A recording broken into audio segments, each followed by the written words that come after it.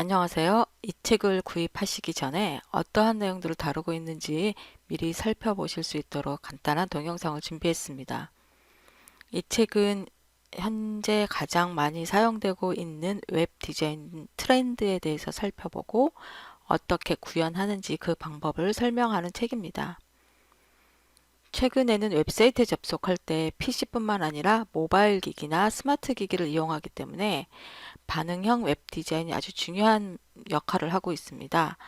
반응형 웹 디자인이라는 것은 하나의 웹사이트를 만들어 놓고 사용자가 접속하는 기기에 따라서 사이트 레이아웃을 다르게 보여주는 것을 말합니다. 현재 보고 있는 이 사이트는 지금 PC용 레이아웃인데요. 첫 화면에는 이제 풀스크린으로 배경이 채워져 있고, 화면을 밑으로 내리면 중간에 캐러셀이 들어있고 5개의 이미지가 있고요. 그 다음에 사각 형태의 콘텐츠들이 배열되어 있습니다. 맨 밑에 부터 영역을 보면 왼쪽에 공지사항, 오른쪽에 간단한 내비게이션 아이콘들이 있어요. 그럼 이 똑같은 사이트인데 내가 스마트폰을 이용을 해서 접속을 하게 되면 어떻게 될까? 자, 스마트폰을 이용해서 접속을 하면 중간에 캐러셀이 있던 부분에서 캐러셀 부분은 빠지고 제목만 나와요. 그리고 5개씩 표시되던 이미지는 하나씩 표시되고요. 사각 영역도 다르게 좀 더 간단하게 줄어들죠. 그리고 맨 밑에 왼쪽에 공지사항 있고 오른쪽에 내비게이션 아이콘이 있었는데 위아래로 바뀝니다. 이러한 것을 반응형 웹 디자인이라고 합니다. 그래서 반응형 웹 디자인이 무엇이고 어떻게 구현을 하는지 이 책을 통해서 배울 수가 있습니다. 반응형 웹을 만드는 가장 기본적인 기법이 미디어 쿼리예요. 이 미디어 쿼리는 CSS3에 있는 속성인데요. 방금 보신 이 사이트에도 미디어 쿼리가 사용되고 있습니다. 자, 미디어 쿼리 바에 대해서는 책에서 자세히 설명을 드릴 거고요. 자, 미디어 쿼리 소스가 사용된 부분입니다. 골뱅이 미디어 이렇게 해서 미디어 쿼리가 사용되는 걸 볼 수가 있어요. 그래서 이 미디어 쿼리를 어떻게 작성해야 되는지, 모바일과 태블릿, PC에서 어떻게 레이아웃을 다르게 만들 수 있는지에 대해서 이 책을 통해 배울 수 있습니다. 반응형 웹을 위한 레이아웃 중에는 그리드 레이아웃이라는 게 있어요. 웹사이트는 원래 그리드 시스템을 기반으로 만들어집니다. 지금 보고 계시는 사이트를 보시면요. 왼쪽과 오른쪽에 다양한 크기의 사각 영역으로 구성이 되어 있어요. 이것을 화면 크기에 따라서 접속했을 때 어떻게 보이는지 살펴보도록 하겠습니다. 처음에 가장 넓은 사이트, 그러니까 PC 크기의 화면일 경우에는 왼쪽에 파란색 영역이 있고요. 오른쪽에 작은 영역이 이렇게 4개씩, 그리고 중간 영역이 이렇게 표시가 되어 있어요. 이것을 태블릿 크기로 줄여보겠습니다. 태블릿 크기로 줄이게 되면 파란 영역, 왼쪽에 있던 파란 영역이 상단 위로 올라가고요. 오른쪽에 있던 작은 사각형 영역과 중간 크기 영역이 밑으로 내려옵니다. 만약에 모바일 크기로 보면 어떨까요? 자, 모바일로 접속을 한다면 파란색 영역은 그대로 위에 파란색으로 표시가 되지만 오른쪽에 있던 작은 사각형 영역은 탭 형식으로 바뀌게 됩니다. 이렇게 그리드 레이아웃을 만드는 여러 가지 방법에 대해서 이 책에서 배우실 수 있습니다. 특히 요즘에는 플렉스박스라는 기법이 많이 사용되고 있는데요. 이 책에서는 플렉스박스를 이용을 해서 사이트를 구성하는 방법에 대해서도 설명드리고 있습니다. 최근 웹디자인 경향 중에는 플랫 디자인도 한몫을 하고 있는데요. 플랫 디자인이라는 것은 사이트를 입체감 없이 평평하게 구현하는 것을 말합니다. 보시는 사이트는 이제 구글 검색 사이트인데요. 예전에는 이 구글이라는 글자가 되게 입체감이 있었지만 플랫 디자인에 맞추다 보니까 이 글자의 입체감을 다 배제하고 평평한 느낌으로 구성을 하고 있습니다. 그리고 물플레이 사이트를 보면 역시 이곳에서도 아이콘이라든지 콘텐츠들을 모두 플랫하게 입체감 없이 표현하고 있습니다. 플랫 디자인 중에서도 구글이 추구하는 디자인 철학을 머티리얼 디자인이라고 하는데 머티리얼 디자인에 대해서도 이 책을 통해 배우실 수 있을 거예요. 최근에 많이 보게 되는 사이트들은 사이트 전체에 이미지나 동영상이 배경으로 사용되고 있습니다. 지금 이 사이트를 보시면 화면 전체가 커다란 이미지로 배경이 채워져 있고요.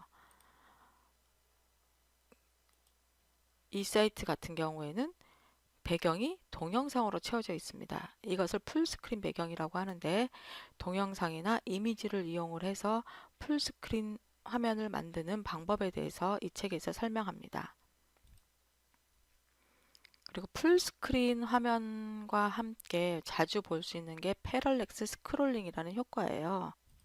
이 사이트는 처음에 딱 접속을 하면 화면 전체에 배경이 깔려 있고 가운데 이제 텍스트가 표시가 되어 있습니다. 근데 메뉴가 없어요. 보니까 화면 하단에 마우스를 스크롤하라는 표시가 되어 있네요. 그래서 한번 이렇게 스크롤을 해보겠습니다. 한 화면이, 그러니까 마우스를 조금만 움직여도 한 화면이 통째로 화면 단위로 스크롤이 됩니다. 오른쪽에 내비게이션이 표시되어 있는데 이걸 눌러볼까요? 화면을 다시 이렇게 하나의 페이지 전체를 스크롤로 이동하는 게 요즘에 많은 대세입니다. 이유는 이 사이트를 PC에서 접속을 했을 때 화면을 손가락으로 터치, 스와이프 하면서 넘겨볼 수 있다는 장점이 있기 때문이죠. 그리고 화면을 움직일 때마다 순식간에 전환되는 것이 아니라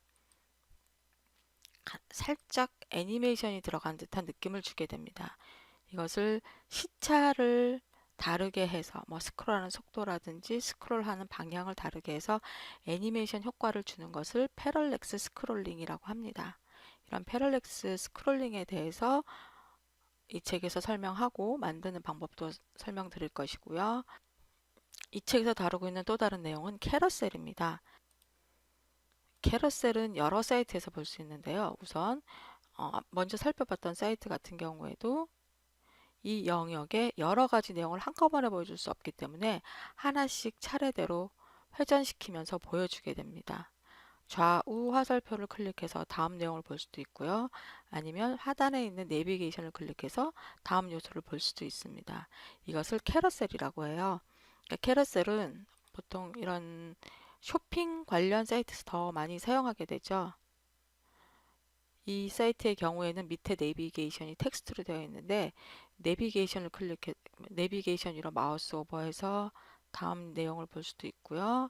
아니면 좌우 화살표를 클릭을 해서 내용을 이동하면서 볼 수도 있습니다. 이런 캐러셀에 대해서도 이 책에서 배우게 될 거고요. 웹 폰트에 대해서도 살펴볼 텐데요. 웹사이트에서 아무리 다양한 글꼴을 사용하더라도 그 글꼴이 여러분 컴퓨터 안에 설치되어 있지 않으면 글꼴이 예쁘게 표시가 되질 않아요. 근데 웹폰트를 이용을 하게 되면 웹 문서와 함께 사용한 글꼴 정보도 같이 인터넷에 올라가게 됩니다. 그리고 여러분이 그 사이트에 접속을 하면 사이트에는 이미지나 뭐 동영상, 텍스트를 가져오는 것과 동시에 웹 폰트, 그 글꼴 정보도 다운로드를 하게 돼요. 제작자가 처음에 의도했던 글꼴을 화면에 보여주게 되죠. 그것을 웹 폰트라고 합니다. 지금 보시는 이 사이트 같은 경우에는 이 글자는 이미지이긴 하지만 다음에 보신 이런 글씨들은 우리가 일반 윈도우 컴퓨터에 설치되어 있지 않은 폰트들이거든요.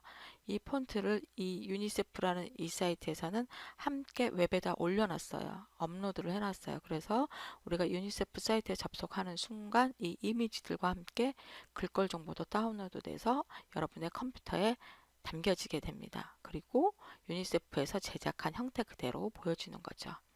이런 웹폰트를 사용하는 방법을 이 책에서 배울 수 있습니다. 웹사이트를 디자인하기 위해서 여러 가지 CSS 기법도 필요하고 jQuery도 필요하고 생각해야 되고 고려해야 될 게 되게 많습니다. 부트스트랩이라고 하는 미리 만들어져 있는 프레임워크를 사용을 하면 웹사이트를 디자인하기가 좀 더 쉬워집니다. 이 책에서는 부트스트랩이 어떤 프레임워크인지 설명할 것이고 다운로드해서 사용하는 방법도 알려드립니다. 부트스트랩으로 만들어진 여러 사이트들을 확인하실 수가 있어요. 그래서 이 책에서 부트스트랩을 다운로드해서 하나의 사이트를 만드는 과정까지 한꺼번에 모두 설명드리기 때문에 한번 훑어보고 나면 부트스트랩을 사용하는 게 좀 더 쉬워지실 것입니다. 자, 이렇게 이 책에서 다루고 있는 주요한 몇 가지 내용에 대해서 설명을 드렸고요. 이 외에도 최근 웹 디자인에서 사용되고 있는 여러 가지 요소들에 대해서 설명하고 있습니다. 웹 디자인에 관심 있는 분들이라면 이 책을 참고해서 좋은 결과 있으시기 바랍니다. 감사합니다.